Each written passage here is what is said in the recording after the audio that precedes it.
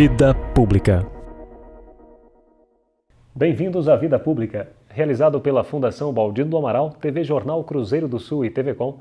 Este é um espaço democrático de reflexão e troca de ideias sobre os assuntos que, mesmo sem que se perceba, influenciam a vida de cada pessoa.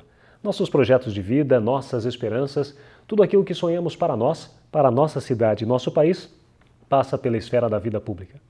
Espaço aberto à pluralidade e vida pública é um debate permanente sobre a realidade que nos cerca, para o qual estão convidados você, telespectador, e aqui em nosso estúdio todos os que têm alguma coisa importante a dizer. E a palavra hoje está com a secretária municipal do Meio Ambiente de Sorocaba, Jussara de Lima Carvalho. Nascida em São Paulo em 3 de agosto de 1956, Jussara de Lima Carvalho é casada com José Ângelo Jorge e mãe de Clara e Lívia. É graduada em Engenharia Química pela UFSCar e trabalha com gestão de meio ambiente e recursos hídricos. É também funcionária licenciada da CETESB, a Companhia de Tecnologia de Saneamento Ambiental do Estado de São Paulo. Secretária do Meio Ambiente desde janeiro de 2009, Jussara de Lima Carvalho tem mestrado em saneamento e atualmente doutorado em governança da água no Estado de São Paulo pela USP. Foi secretária executiva do Comitê de Bacias do Estado de São Paulo de 1997 a 2000 e coordenou o Plano de Bacias Hidrográficas e a cobrança pelo uso da água.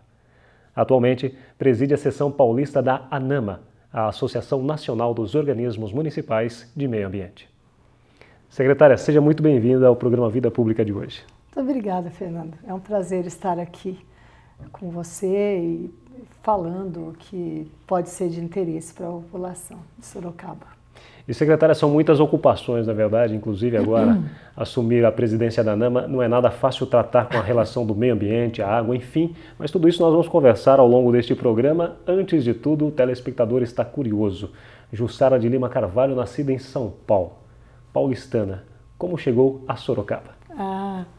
Pois é, eu, paulistana, estudei em São Carlos, então já tinha uma experiência vivendo fora de São Paulo.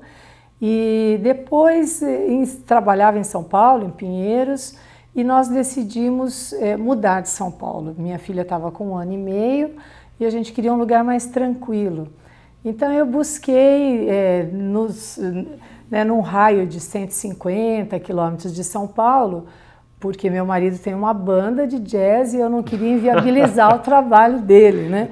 Mas nós procuramos uma cidade que tivesse gestão de recursos hídricos, que era o que eu queria trabalhar. E assim surgiu Sorocaba dentro desse raio. Visitei Jundiaí, Taubaté, Santos e escolhi Sorocaba porque achei que era a cidade onde eu poderia exercer esse trabalho que eu queria fazer da gestão. E entrei aqui, já vi o Rio Sorocaba, já me apaixonei pelo Rio, falei, é aqui. É o cartão de visita já da cidade. E que ano foi que você veio para Sorocaba? Como que foi conhecer essas outras cidades, avaliar, comparar essas questões relacionadas ao meio ambiente? Eu vim no início de 1996, né? E essas escolhas foram feitas no final de 1995. Nós já morávamos, na verdade, numa chácarazinha perto de Cotia, mas ficava muito difícil ir para São Paulo e voltar pela Raposo Tavares, uma estrada complicada, né? Então nós resolvemos mudar de vez para uma cidade que fosse do interior de São Paulo. Mais engraçado é que nós escolhemos Sorocaba, adorei Sorocaba, mas eu não tinha a noção do tamanho da cidade de Sorocaba, né? Foi uma escolha meio rápida, assim, fomos visitar várias, onde eu tinha vários amigos e tudo mais. Não, é Sorocaba. Não tinha noção, claro, assim, do tamanho, da dimensão que era Sorocaba. E a gente sempre conversa em casa, foi uma decisão muito acertada. Nós amamos essa cidade, foi bárbaro. E como a CETESB entrou na sua vida? Bom, eu fiz engenharia química, né? Na verdade, eu fiz química. Quando eu estava no último ano de química na UFSCar, surgiu uma oportunidade de transferência de curso e eu pedi a transferência para engenharia química. E quando me formei em engenharia química, eu não tinha gostado de quase nada do que eu tinha estudado na engenharia química, né? Gostei da área dos processos bioquímicos, de tratamento de esgoto, de lixo, essa área mais de saneamento. e fui fazer mestrado em saneamento na USP. Batalhando por uma bolsa para o mestrado e tudo mais, eu recebi uma resposta engraçada assim, da FAPESP, né? Que a USP não tinha condições de fazer aquela pesquisa que eu estava propondo fazer ali na USP. No mínimo inusitada uma resposta dessa. Né? E eu busquei a CETESB em São Paulo, que tinha laboratórios também, se ela se interessava em fazer o trabalho, e ela se interessou. Então nós tivemos uma parceria da USP com a CETESB e eu ficava nesse eixo, né, São Carlos, São Paulo, enquanto eu fazia pesquisa. E depois que eu terminei a pesquisa, terminei o mestrado, a CETESB então me contratou. E aí a CETESB então entrou na minha vida. Mas a área ambiental, né, ela entrou na minha vida nesse curso de engenharia, que é uma coisa engraçada, porque naquela época não tinha nada de meio ambiente no currículo. Eu acredito que hoje tenha bastante coisa, mas naquela época não tinha. E a única coisa que tinha era essa, né, falar dos processos bioquímicos, de como que as bactérias se proliferavam, de como que elas consumiam matéria orgânica, enfim, uma coisa indireta em relação ao tema ambiental. E foi o que mais me atraiu e foi o que acabou conduzindo a minha vida profissional. Na ocasião não existia ainda aquela preocupação com a água, com a questão dos recursos naturais não renováveis? Olha, pois é, ele fica falando assim, né, antiquíssima eu, mas enfim. Faz parte da história. Não, na verdade é que essa questão da água é muito recente, né, secretária? É muito novo, né? Não, olha, veja bem. É uma coisa interessante, né? Quando eu me formei, engenharia química era um curso dos mais nobres entre as engenharias, né? E os professores ficaram muito zangados assim comigo de ter optado por uma área de saneamento, porque eu poderia ir trabalhar em tantos outros lugares, né, com a engenharia química. E eu falei, não, eu quero trabalhar com saneamento. E a brincadeira na época era essa, mas quem que vai fazer saneamento nesse país, né? Isso faz 30 anos, né? Quem que vai fazer saneamento nesse país? Ninguém está preocupado em fazer saneamento nesse país. E hoje a gente tem uma outra história, né? A gente tem uma história, inclusive de Sorocaba, que é um município que faz e que fez saneamento na frente de muitos outros municípios, né? Quando você atuou na CETESB, quais funções você desenvolvia lá e relacionadas a Sorocaba? O que você conseguia traduzir dessa sua experiência profissional? Eu trabalhei na área de pesquisa em processos de tratamento de esgoto para comunidades de baixa renda. Então, eu trabalhava com digestão anaeróbia, com fossas céticas, com processos assim, mais para essa população. Que também foi uma consequência do meu mestrado, né? Meu mestrado também foi um pouco nessa área. Mas a minha vontade era expandir, né? Porque era pesquisa, pesquisador, que é bárbaro, é aquele trabalho focado, né? Em estudar as melhores condições de temperatura, de pressão, a velocidade da reação, quanto mais, quais eram as melhores condições para o processo ter um maior rendimento. Então era uma coisa bem focada na parte de engenharia bioquímica, né? E o meu interesse era expandir aquilo para a política pública mesmo, né? Sempre foi esse olhar.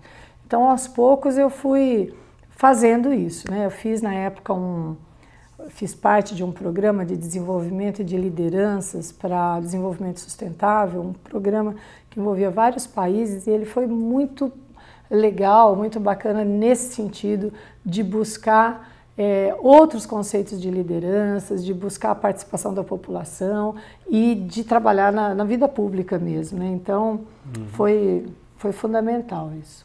E essa tua experiência é que fez com que você também ingressasse na vida pública? Na verdade, foi como jogar o sapo na lagoa, na verdade, né? Porque aí você poderia trabalhar com essa gestão ambiental na área que você queria, é isso?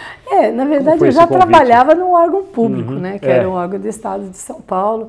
E aí, quando eu optei por trabalhar com gestão de recursos hídricos, que era essa política nova, né? Que envolvia a população, a comunidade, institucionalizadamente, né? Eu quis vir trabalhar em Sorocaba justamente porque tinha a possibilidade de exercer a Secretaria Executiva, né? E aí eu passei a trabalhar com 34 municípios, né? municípios de todos os tamanhos, com sociedade civil, entidades ambientalistas, universidades, sindicatos. Então aí começou realmente a fervilhar este papel da governança de todos os segmentos em prol de um saneamento e meio ambiente, né, da região, não só de um município só, mas de uma bacia hidrográfica. Como foi o convite para ser secretária do Meio Ambiente? Pois é, saiu daí, né? Porque eu fui secretária executiva do Comitê de Bacias, o prefeito Vitor Lippe era o presidente do Comitê de Bacias, me conheceu nessa função, e aí então ele que fez o convite para que eu viesse trabalhar na prefeitura. Foi um acordo do prefeito com o PV na época, a criação da secretaria, e ele me fez este convite para comandar essa secretaria, para criar, né? Porque não existia a Secretaria do Meio Ambiente. Já tinha a ideia de criar, né? Essa preocupação com o meio ambiente em Sorocaba. Exatamente. E para você, esse convite chegou de que forma? Você recebeu esse convite de uma maneira surpreendente? Foi uma coisa que falou, puxa vida, era o que eu queria mesmo? Como que foi essa sua receptividade? Foi uma surpresa absoluta, né? De repente alguém chega e fala, joga uma pasta no seu colo, cuida dessa secretaria para mim, mas como assim, né? Foi uma surpresa absoluta, né, o convite. Mas eu gostei bastante, tive uma reunião familiar, né? Porque eu acho que toda atividade pública executiva dessa forma, ela é tão exigente, né, Fernando, que a família tem que participar da decisão. Porque certamente vão haver momentos que você não pode dar atenção para os filhos, não pode dar atenção para o marido, não pode dar atenção para a mãe, enfim. Então se combina tudo antes, ninguém pode cobrar depois, né? Mas foi surpreendente, mas foi muito boa, né? Eu sempre gostei muito de desafio. Talvez por isso a minha característica tem sido sempre de iniciar coisas novas, né? E a Secretaria do Meio Ambiente veio também nesse bojo, né? Iniciar uma secretaria de meio ambiente numa cidade já tão bem edificada, né? Numa cidade tão bem instalada, com tantos programas de sucesso, uma cidade com crescimento absurdo, né? O desafio era muito grande, né? De criar uma secretaria do meio ambiente. O desafio interno e externo, porque também internamente significava uma divisão de poder, né? A Secretaria do Meio Ambiente não existia. De repente passou a ter mais uma secretaria para poder aprovar empreendimentos, para poder dizer que sim, que não, enfim, né? Com toda a dor e a delícia que isso significa, né? Tanto internamente quanto externamente. Mas eu acho que foi muito bom. Pois é, dentro dessa característica, o cargo de secretária, sabemos, é um cargo político que envolve também um certo jogo de cintura necessário no relacionamento com as pessoas. Você se sente bem nessa função? Eu venho aprendendo muito, viu, Fernando? Muito mesmo, né? Eu acho que esse jogo de cintura eu comecei a aprender na atividade com o Comitê de Bacias, porque realmente é uma gama muito grande de atores e de diferentes interesses. Mas no município é muito mais diferente ainda, porque a gente tem o tempo inteiro todos os atores ali pressionando, né? Então tem a sociedade civil, a comunidade, né? Os munícipes, tem os vereadores, a Câmara de Vereadores, os próprios secretários, o prefeito, que é lógico, é quem comanda tudo, né? A mídia de uma maneira geral. Ao mesmo tempo você tem que estar atualizado em relação ao que está acontecendo dentro da área ambiental, né? Então a dinâmica é muito maior, né? Muito maior. Então eu venho aprendendo. Acho que eu ainda erro muita coisa e acho que a gente aprende constantemente, né? Essa é uma atividade, diria que uma das que mais ensinam. Secretária, o meio ambiente, o segmento do meio ambiente em Sorocaba, ele veio se desenvolvendo ao longo destes anos, até com prêmios, enfim, eu gostaria que você falasse a respeito. Mas neste mês de janeiro, a Fundação Baldino Amaral, o Jornal Cruzeiro do Sul, vem desenvolvendo uma campanha de preservação do meio ambiente, que é a campanha Eu Amo, Eu Preservo. Isso mesmo. Essa ação, ela vem a complementar os projetos e as ações desenvolvidas pela Secretaria? Bom, acho que primeiro até agradecer à Fundação, né, por essa campanha no mês de janeiro, que é um mês que normalmente chove bastante e a gente tem problemas, né? e muitos desses problemas seriam evitáveis, né, se a população participasse mais, se ela entendesse mais a relação do lixo nas ruas com as enchentes, né, com esses problemas. Então, primeiro agradecer. Segundo, sim, vem complementar, sim. Eu acho que há 5 anos não se falava explicitamente do meio ambiente de Sorocaba, né? E hoje nós temos Sorocaba ocupando um patamar. Nós ocupamos hoje o primeiro lugar no Município Verde Azul, que é o programa que eu considero importantíssimo, né? Uma agenda ambiental municipal do estado de São Paulo. Sorocaba conquistou em 2013 esse selo, né? Foi 2000, do primeiro andar, o primeiro lugar nós conquistamos o ano passado, mas tem duração de 1 ano, então nós vamos até setembro desse ano, estamos em primeiro lugar, né? Mas foi uma escalada, né? A gente começou em 33º lugar, em 2009, no primeiro ano da Secretaria do Meio Ambiente, passamos para o 7º, depois para o 3º, depois para o 2º e agora no primeiro. E não é um prêmio que ele é de coisas prontas e entregues, não. Ele é um prêmio que considera 10 diretivas ambientais, dentro dessas diretivas, cada uma tem mais de 10 ações ambientais e ele envolve planejamento, indicadores, metas, cumprimento de metas. Então a gente vem numa carreira sólida conquistando esses lugares, porque a gente vem cumprindo todas essas etapas, né? E isso colocou a cidade de Sorocaba num outro patamar. Hoje a gente tem vários instrumentos que a gente não tinha antes. A gente não tinha um plano de arborização com metas de recuperação de mata ciliar, de nascentes, ou mesmo de áreas protegidas, né? A gente não tinha uma política para controle de poluição do ar, né? Da fumaça preta, a gente não tinha de cidades sustentáveis. Então, são várias ações que nos capacitaram e nos deram essa direção. E hoje, dentro do estado de São Paulo, Sorocaba é referência. No Brasil, nós somos referência e já fomos convidados, inclusive, para demonstrar os projetos de Sorocaba fora do Brasil, o que é uma satisfação verificar como a cidade de Sorocaba está muito bem localizada. E este programa da Fundação Ubaldino do Amaral, eu amo, eu preservo, né? Que ela é muito importante. Ela é muito importante porque ela busca o cidadão para dizer o que ele faz também para ele preservar. É lógico que ele ama a cidade que ele vive, né? Mas será que ele correlaciona claramente? Será que na cabeça dele é claro as ações que ele faz, se ele está preservando ou não, se ele está contribuindo para a gente ter uma cidade melhor ou não? Então, nesse sentido, eu achei sensacional a campanha, espero que tenha o maior sucesso. Secretária, o telespectador, claro, naturalmente, ele sabe que o Sorocaba está em primeiro lugar num ranking dentro do estado, né? Enfim, dentro do país, é muito importante. Mas o que representa esse selo para o morador em Sorocaba? Representa a qualidade de vida, né? Representa que ele vive numa cidade que tem o que o poder público está preocupado com as questões ambientais, com o esgoto tratado, com os resíduos sólidos, apesar da gente estar vivendo um momento difícil, mas essa questão é momentânea. Ele sempre tratou antes e continua tratando agora da questão, né?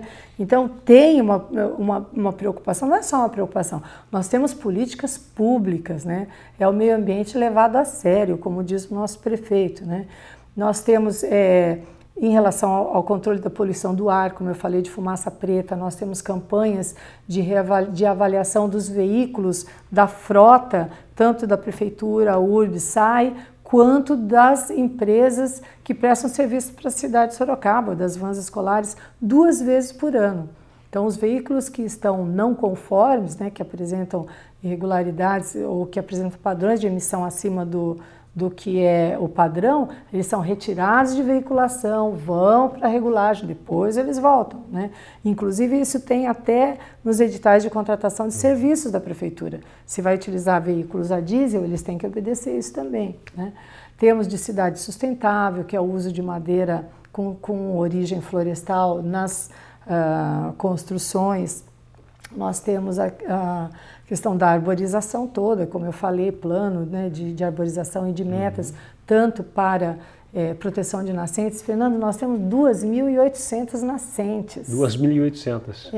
Então, quem não teve ainda a curiosidade, procura ver um mapa da cidade de Sorocaba com os corpos hídricos, os riachos, né?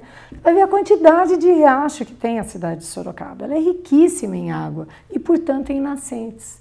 Então, é muito importante a gente preservar esses riachos, não jogando lixo, plantando, né, fazendo a mata ciliar, produzindo corredores de conexão entre um riacho e outro, onde a gente vai aumentando a biodiversidade, né, de animal, das plantas. Tudo isso está dentro do município Verde Azul. Então, a certeza para o cidadão, quando ele vê, poxa vida, meu Sorocaba é número 1 no município Verde Azul, significa que em 10 diretivas ambientais, é lógico que não é em tudo, né? É lógico que não significa que tem tudo absolutamente já resolvido, mas nas 10 diretivas que o programa instituiu, nós temos quase a nota máxima em todas, né? Então isso é muito importante, é qualidade de vida. Quais os desafios ou qual o maior desafio ambiental hoje para Sorocaba? A poluição do ar seria um deles? Olha, nós estamos elaborando o inventário de carbono da cidade, né? Que, em outras palavras, significa o inventário das emissões gasosas, né? Então, que é a poluição do ar, né? Então, que vai dizer para a gente quem que emite mais gases de efeito estufa. A gente já tem resultado preliminar, a gente já sabe que isso vai acabar se repetindo, mas a gente ainda não tem todas as fontes estudadas, né? Mas, por enquanto, a frota tem ganhado. Tem ganhado, né? Tá. Disparadamente ou não? Disparadamente, 75%. 75%? Né? Disparadamente. Mas, com esses números em mãos, nós, então, teremos condições de elaborar uma política de redução da emissão desses gases, né? E que isso deve ocorrer agora, no primeiro semestre ainda deste ano, né? Então, essa é uma outra frente também muito importante que a gente ataca, né? E temos que atacar mesmo. Outro grande desafio que nós temos, e a gente já vem trabalhando bastante, é a questão do patrimônio natural da cidade de Sorocaba, né? Não é só árvores, pensar a árvore em frente à minha calçada, a minha casa, ela é muito importante, mas os fragmentos que existem na cidade, os parques fazem a diferença numa cidade. Quando a gente pensa numa referência de cidade bonita, normalmente vem os recursos naturais, né? Ou vem uma floresta, vem uma praia, ou vem uma montanha, não é? Uma avenida parque, né? Então, porque são os recursos naturais que trazem a proximidade do cidadão com a natureza, né? E que embelezam mesmo a cidade. Então, o nosso maior desafio é aumentar a nossa área plantada, o nosso número de parques, as áreas preservadas. A população tem visitado muito os nossos parques. Esse ano que passou, 2013, nós elegemos o Parque Chico Mendes para ser o nosso homenageado, não só porque é um dos parques mais antigos, mas porque foi identificado como o segundo parque mais importante em relevância ecológica da cidade de Sorocaba por um estudo que foi feito por uma aluna de mestrado na UFSCar. Então, e por tudo que a gente vem fazendo, né? Nós plantamos, era um parque que tinha basicamente eucaliptos, hoje nós plantamos mais de 90 espécies de árvores, mais de 1000 mudas de árvores, a população participa muito, a gente tem até hoje mais de 40 mil visitantes no Parque Chico Mendes, que é uma novidade, né? Porque o Parque Chico Mendes não tinha muita visitação até 2011, 2012, começamos a ter muitas atividades de educação ambiental e a população responde muito, ela vai, né? Ela sabendo desses espaços públicos, espaços maravilhosos, né? Os parques que têm esse principal viés de vegetação com relevância, né, na cidade, eles proporcionam sombra, paisagens maravilhosas, né? O Chico Mendes Especial tem os quiosques, então a população vai para fazer o seu churrasquinho no final de semana, e tem a feira também de orgânicos no sábado, então são espaços muito importantes, né? E existem vários, né? Então o maior desafio nosso é aumentar o número de parques. Nós temos hoje, Fernando, menos de 17% de cobertura vegetal natural na cidade de Sorocaba.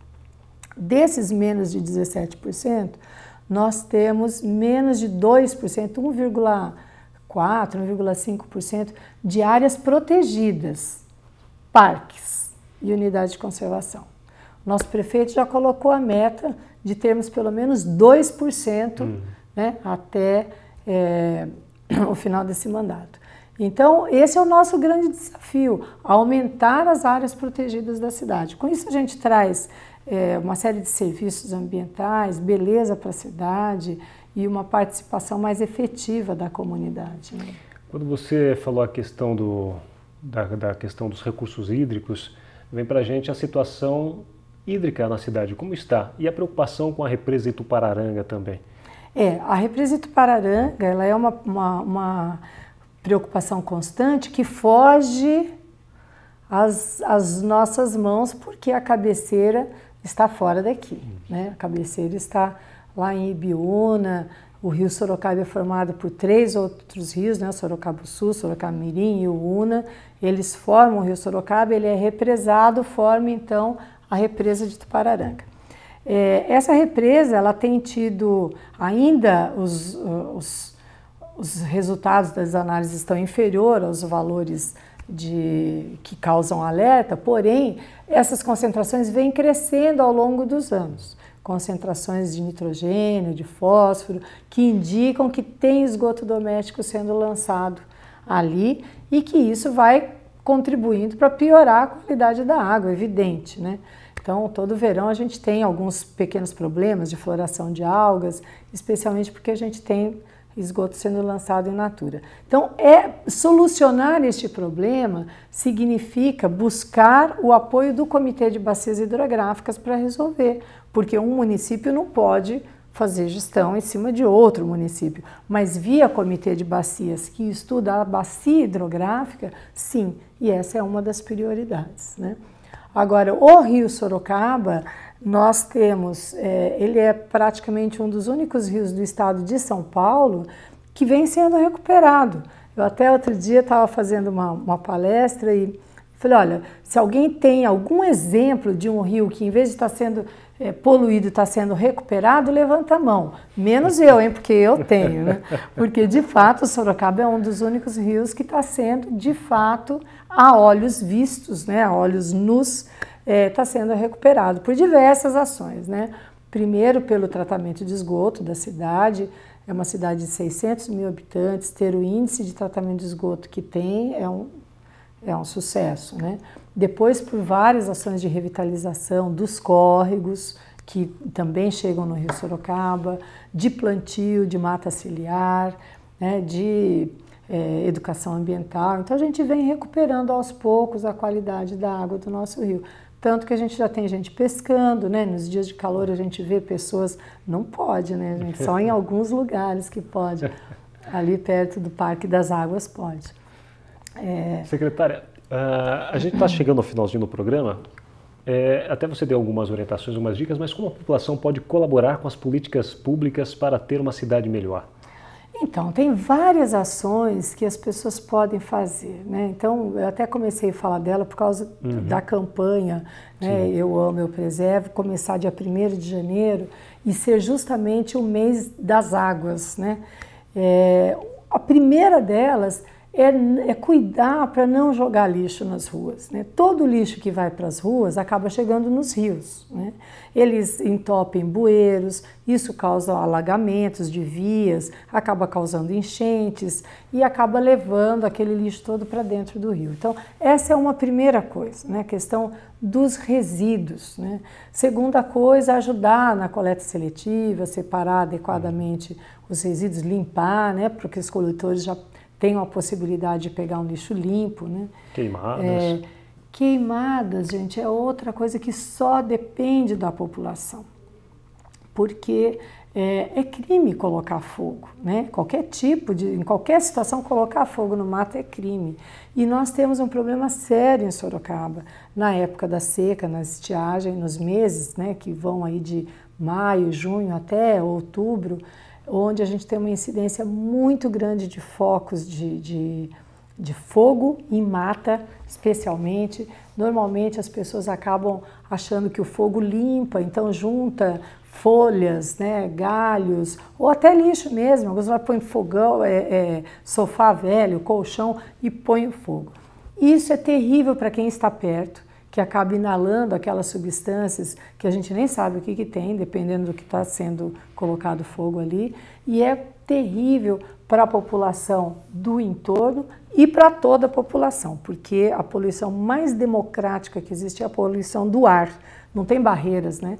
Ela espalha com o vento, e é onde a gente vê as crianças, as pessoas idosas nos postos de saúde, fazendo inalação, buscando um pouco de ar limpo para respirar. Né? Muito bem, secretária, quero agradecer muito a sua participação hoje no Vida Pública. Eu que agradeço, Fernando. É um prazer poder falar de um assunto que eu amo, né, que é meio ambiente, e especialmente voltado para essa cidade maravilhosa, que eu amo também. E agradeço muito a oportunidade de mostrar o trabalho da nossa equipe aqui da Prefeitura. Nós agradecemos, secretária. O Vida Pública de hoje conversou com a secretária municipal do Meio Ambiente de Sorocaba, Jussara de Lima Carvalho. O programa Vida Pública pode ser assistido no canal de vídeos do portal Cruzeiro do Sul em www.cruzeirodosul.inf.br, na TV Com, canal 7 da NET, TV Votorantim, canal 10 e TV Comunitária, canal 3 pela Supermídia. Agradecemos também a participação da nossa equipe de produção, o diretor de produção José Carlos Finês e o editor-geral Ednilson Jodar Lopes. O Vida Pública de hoje fica por aqui. Até o próximo.